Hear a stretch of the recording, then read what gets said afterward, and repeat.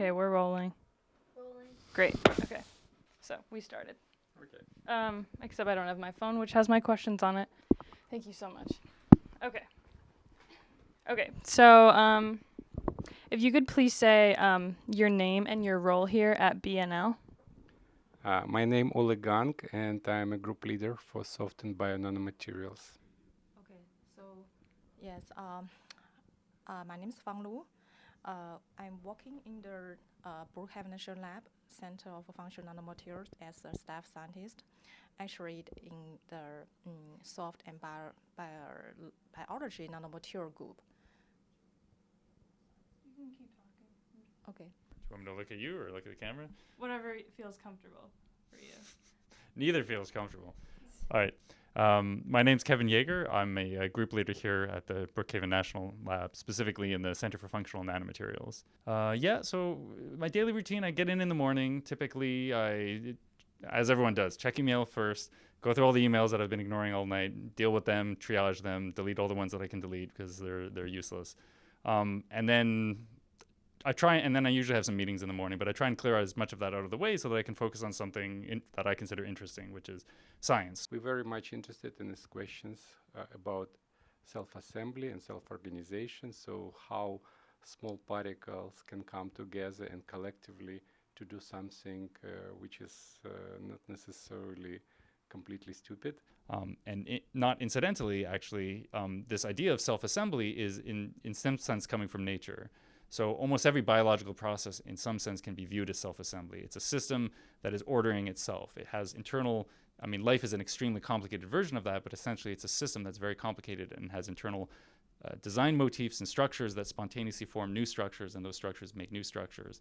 And that's, in a limited way, what we're trying to do is build systems that build the structures that we want.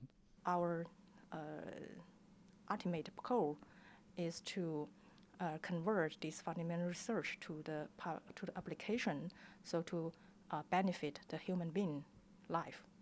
It's a true human being life. Yes. Sure. This way? Okay. Yeah, perfect. Yeah. I don't think there is one instance because everything in nature kind of connected to each other. So the same way as you can find atoms everywhere, the same ways you can find nanoscale objects anywhere. It just depends how you look. Maybe previously we didn't have really means and ways to look at them and to learn about them deeper, but this is something which we have today. The world already have a very fast step. Now they always work in the high efficiency. So now the time always cut very short. So I appreciate this time. We live in the current, time, in the current world, in the modern world. So yeah, so I hope that people should have more confidence to believe the science will change the world. It always change the world, has been changing the world, Yes. Okay. Thank you. Now going into maybe more personal questions that are very intriguing to me.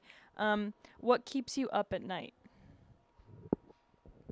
Yeah, in a literal sense, nothing. I just fall asleep. It's fine. I don't suffer from insomnia. But so what keeps me up at night?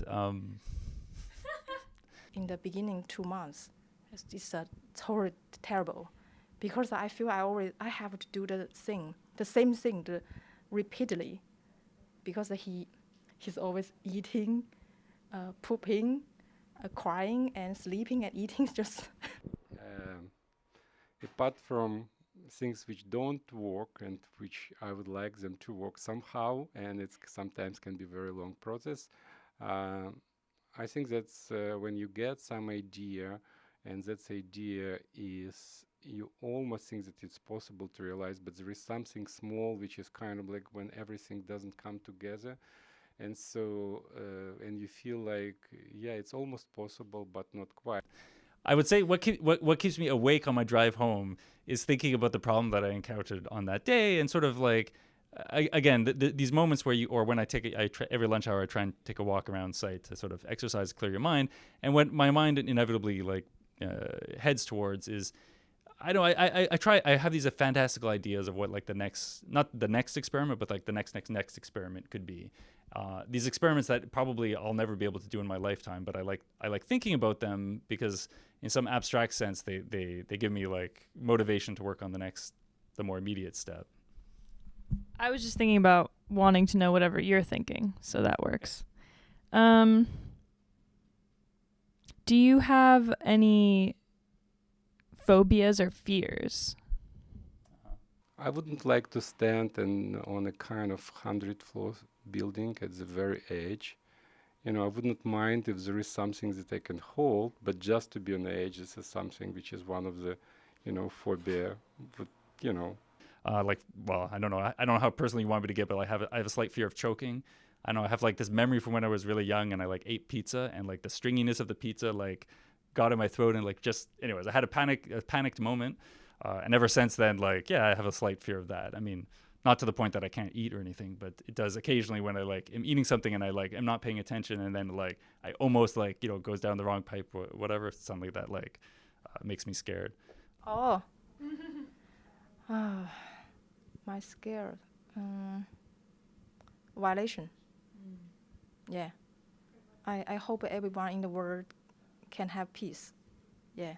When I worry about choking, I also worry about the like if you choke and no one's around. Like if you choke and someone's around, or any kind of like bad thing happens, you slip and hit your head. If someone's around, then they can call 911. If no one's around, then what happens? So I have this. Like when you were describing that story, I was worried that the end of the story was like I worried that I'm gonna like be like choking, but like excuse myself from the room and then like die in the hallway with no one around because like I was too like embarrassed to like bother anyone in the room to like come help me, I'm choking. So like I worry about that, and sometimes when I'm home alone, I worry about like, oh, what happens like if I start choking, am I gonna have enough time to like pull out my phone and dial 911 before like I'm completely like unconscious? Like those are the kind of morbid things I think about sometimes. Do you collect things? You mean like memories or like stuff? No, I don't collect stuff. Stuff just comes and goes. Memories or ideas, that this might be more interesting. I like to collect, for example, like a sculpture. I like to collect the cup. The mugs? The mugs, yeah. You like the mugs? The mugs. Yeah. What kind of mugs do you have at home? Come from, when I travel, I collect the mugs from different country. I like the mugs with the more detail. I don't think that I have a very particular systematic way of collecting memories. I like, come back mentally to something which was in the past and try to rethink this from the way how I understand it today. When I was young, I would collect keychains. So like my family went on a decent number of trips when I was younger, and every place we would go to a new place, I would try and get a keychain that was sort of emblematic of that place. So I had all these keychains, like the Eiffel Tower from Paris and like blah blah blah, all these things. I eventually threw them all away because I'm not a horribly sentimental person, I guess. But I kept those for a long time. So those were mementos of like my childhood years that at some point I was like, whatever. More modernly, the mementos I keep, like for every conference I've been to, when you go to a conference as a scientist, you get this little name tag that says who you are, so everyone can identify each other, because we all have like mild social anxiety. Makes it easier to like talk to someone you don't know. So we all wear those name tags, and since the very first conference, I've kept all of those name tags in chronological order. And my dream is that when I eventually retire, I'm going to build some sort of project where they're all like ordered, like from the very first conference I went to the last one, to sort of represent like, oh, this is my whole scientific career in like conference format. These are all the conferences I went to, and these are all the name tags that they gave me. Like some of them were just little flimsy pieces of craft. Some of them were really nicely like printed, The interesting thing is, my mother, she requires, at least 5 times to bring him to the place. For example, like the restaurant, a lot of people there. So recently we brought him to the Buffalo Wing. There are a lot of people and a lot of music. And at the first time, probably he looked scared. But the Sunday, I brought him there again, and well, he very enjoyed. It looks like, oh, it's my own restaurant. So this is my wallet, and it's okay. So you can see here. Oh my gosh, he's so cute. Wait, can you show the camera like this? Yeah.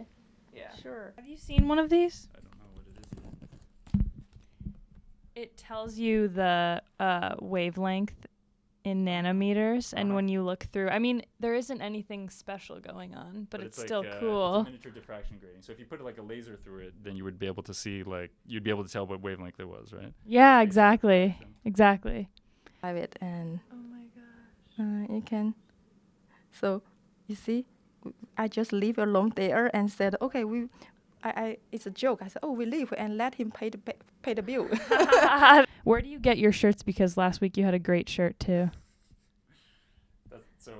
Yeah, I tried to have I have like various shirts of some of them are extremely loud and some of them are more subdued, and I choose them depending on like who my audience is that day.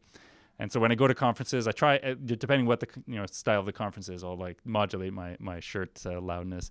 So where do I get them from? The embarrassing answer is my wife buys them for me. So she buys them online, and she buys them on Amazon, and so we get them from any number of different sources. But I mean, she and I it's one of our shopping activities together online is finding me nice, cool shirts. I wish that people would be more appreciative of science. So somehow science is really only seen as technology, something very practical, something which is kind of can give something, but science is much more than that.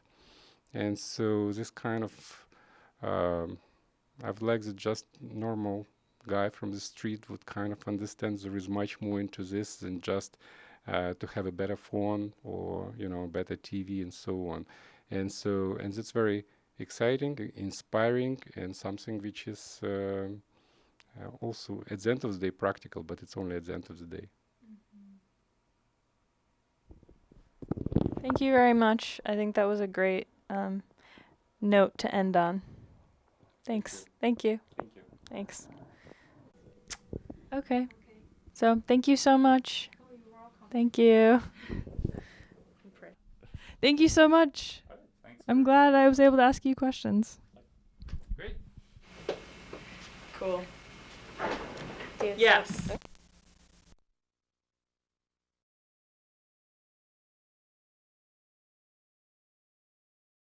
But Now I'm interviewing. oh, you're interviewing me? So where are you from? So I'm from Connecticut. Oh, Connecticut? Oh, great.